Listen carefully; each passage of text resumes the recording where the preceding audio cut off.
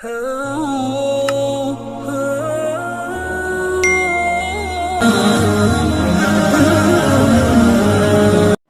اللہ الرحمن الرحیم۔ آپ کے علم میں ہوگا الحمدللہ بندہ روز یومیہ درس قرآن چلا رہا ہے اور الحمدللہ آپ لوگوں کے پاس پہنچ رہا ہوگا، اور میرا یہ اصول ہے کہ جب کوئی صورت پوری ہوتی ہے تو الحمدللہ کوشش کر کے اس کا صورت کا خلاصہ بھی آپ لوگوں تک پہنچانے کی کوشش کرتا ہوں۔ سورۃ طٰہٰ مکمل ہو چکی ہے، اس کا آج خلاصہ عرض کرتا ہوں۔ یہ سورت مکی ہے، اس میں 135 آیات تھی اور 8 رکوع تھے۔ حضرت ابن عباس رضی اللہ تعالی عنہ سے روایت ہے کہ سورۃ طٰہٰ سورۃ مریم کے بعد نازل ہوئی۔ دونوں صورتوں کے درمیان مضمون کے اعتبار سے بھی واضح مناسبت پائی جاتی ہے۔ حضرت موسیٰ علیہ السلام کا قصہ جو کہ سورۃ مریم میں اجمالی طور پر مذکور تھا، وہ سورۃ طٰہٰ میں تفصیل کے ساتھ آیا ہے۔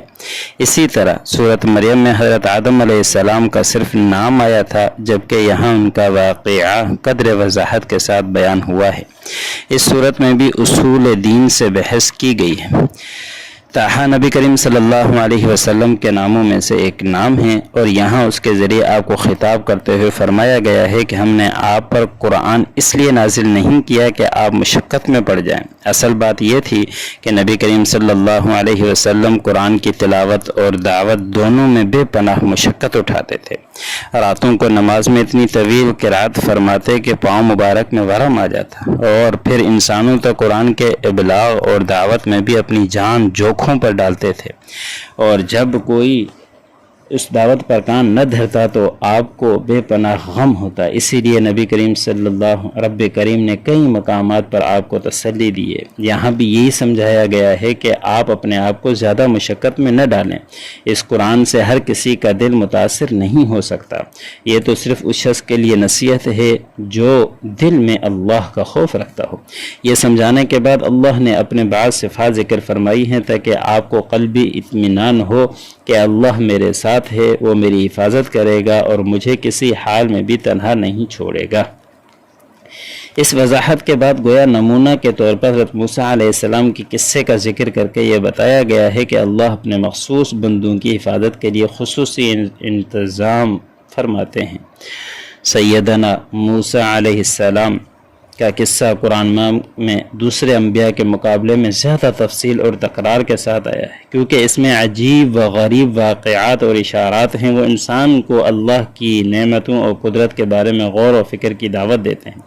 شاید یہ اس تکرار میں حکمت یہ بھی ہو کہ ہر زمانے میں کوئی نہ کوئی فرعون ہوتا ہے جس کے مقابلے کے لیے اللہ ایمان کے مستعد رکھنا ضروری ہے۔ یہاں سورۃ طٰہٰ میں آیت 9 سے 98 تک تقریباً مسلسل حضرت موسیٰ علیہ السلام کا قصہ بیان ہوا ہے، اور اس میں آپ کی زندگی کے بیشتر واقعات آگے ہیں، لیکن ان میں تقدیم و تاخیر ہے۔ مثال کے طور پر آپ کے تذکرے کی ابتدا مدین سے واپسی، آگ دیکھنے، باری تعالی سے شرف ہم کلامی اور نبوت ملنے کے واقعے سے ہو رہی ہے، اور ولادت کے بعد صندوق میں بند کر کے دریا میں ڈالنے کا واقعہ بعد میں ذکر کیا گیا۔ حالانکہ زمانی ترتیب کے اعتبار سے پہلا واقعہ بعد میں اور دوسرا پہلے پیش آیا۔ ایسا کرنے کی ایک بڑی وجہ تفنن ہے، یعنی ایک ہی واقعے کو قرآن انداز بدل بدل کر بار بار بیان کرتا ہے تاکہ پڑھنے والے اکتا بھی نہ جائیں اور ان کی نظریں واقعی کی جزیات تلاش کرنے کی بجائے عبرت اور نصیحت کے حصول پر مرکوز رہیں۔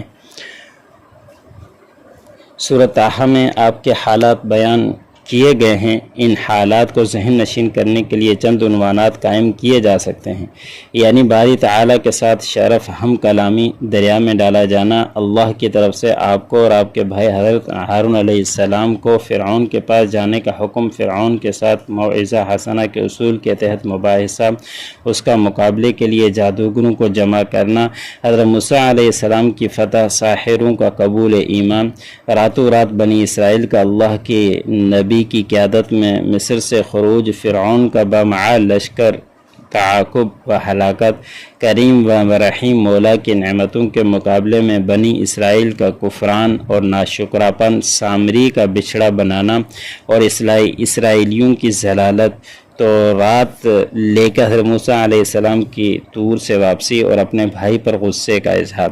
ان آیات کے مطالعے سے حضرت موسیٰ علیہ السلام پر رب کریم کے ساتھ خصوصی انعامات سامنے آئے ہیں۔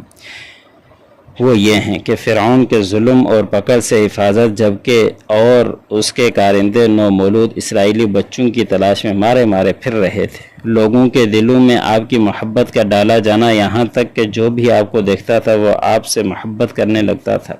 آپ کی تربیت اور پرورش کا خصوصی اہتمام اور نگرانی، پوری عزت و احترام کے ساتھ رضاعت کے لیے حقیقی والدہ کے آپ کو لوٹا دینا۔ آپ سے ایک قبطی قتل ہو گیا لیکن آپ کو قصاص میں قتل ہونے سے بچا لیا گیا۔ مدین سے واپسی پر آپ کو نبوت عطا کر دی گئی۔ اللہ نے آپ کو شرف ہم کلامی بخشا اور اپنے قرب اور محبت کے لیے آپ کو منتخب فرما لیا۔ اس قصے کے آخر میں قرآن قصص کے نزول کی حکمت اور قرآن سے اعراض کرنے والوں کو قیامت کے دن جس سزا کا سامنا کرنا پڑے گا اس کا ذکر ہے۔ پھر اسی کی مناسبت سے آیت 106 سے 112 تک قیامت کے ہولناک احوال کا بیان ہے، یہ بتلانے کے لیے کہ بھول چوک انسان کی فطرت میں داخل ہے۔ پہلے حضرت آدم علیہ السلام کے نسیان کا ذکر کیا گیا ہے، پھر ابلیس کے ساتھ ان کا معاملہ ہوا تھا اسے بیان کیا گیا۔ جو لوگ قرآن سے اعراض کرتے ہیں ان کے لیے وعید ہے کہ ان کی زندگی تنگ ہو جائے گی اور انہیں قیامت کے دن اندھا کر کے اٹھایا جائے گا۔ ایسے معاندین کے حال پر اظہار تعجب کیا گیا ہے جو قرآن کریم جیسا عظیم معجزہ دیکھ لینے کے باوجود عصا اور ناکہ جیسے معجزہ دیکھنے کا مطالبہ کرتے ہیں۔ آخری آیت میں حضرت کریم صلی اللہ علیہ وسلم کو حکم دیا گیا ہے کہ آپ ان معاندین سے کہہ دیجئے کہ سب اعمال کے نتائج کے منتظر ہیں، پس تم بھی منتظر رہو، ان قریب تمہیں معلوم ہو جائے گا کہ سیدھی راہ پر چلنے والے کون ہیں اور جنت کی طرف راہ پانے والے کون ہیں۔ یہ تھا سورۃ طٰہٰ کا خلاصہ۔ اللہ رب العزت ہم تمام کو اس پر عمل کرنے کی توفیق عطا